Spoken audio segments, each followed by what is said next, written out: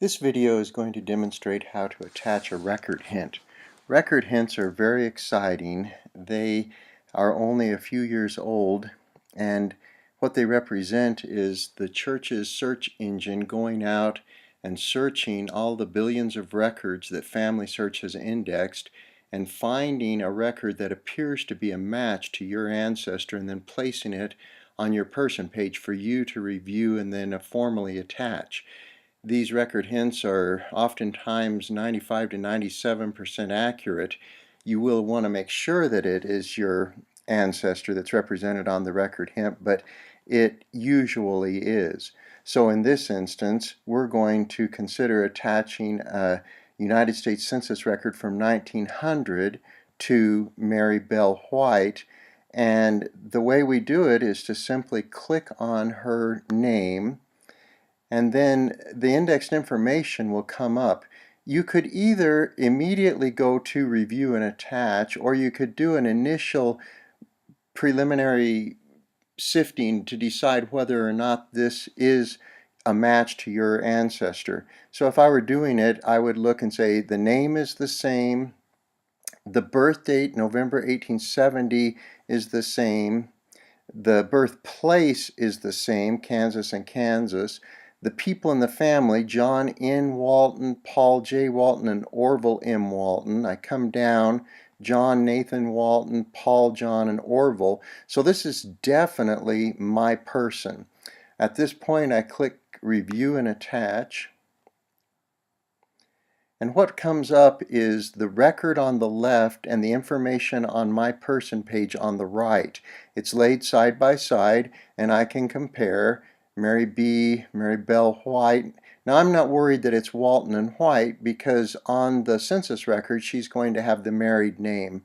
But everything else matches perfectly. November 1870, Kansas. I want to go ahead and bring this over to my side to retain the information of where she was living in 1900. So I simply click the Add button and it slides it over to my information. I already had something about where she was living in 1920. Then in the reason to attach the source, I type verifies birth and family relations, because that's the information that is proven on this census record, when and where she was born and who she was related to. I then click Attach. That source has been attached to Mary now. Now I need to quickly attach it to the other family members, and this is the beauty of attaching a record hint.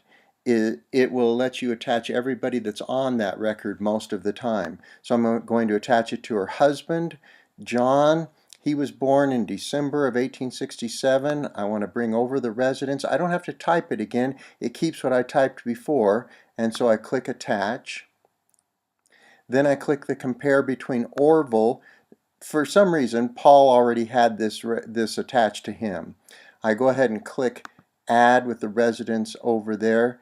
The typing is the same, and I click Attach.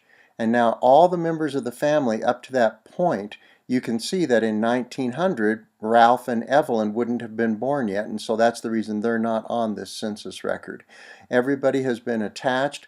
I go back up and return to Mary Bell's person page, and I then will have an additional source that has been added to my sources. If I click here, it'll bring me to the bottom of the page, and there's the 1900 census record that I just added. I could go ahead and move it down here and move the 1880 census up here and get those things organized a little bit. But this is how good the record that I just attached is. It has an image I can go view.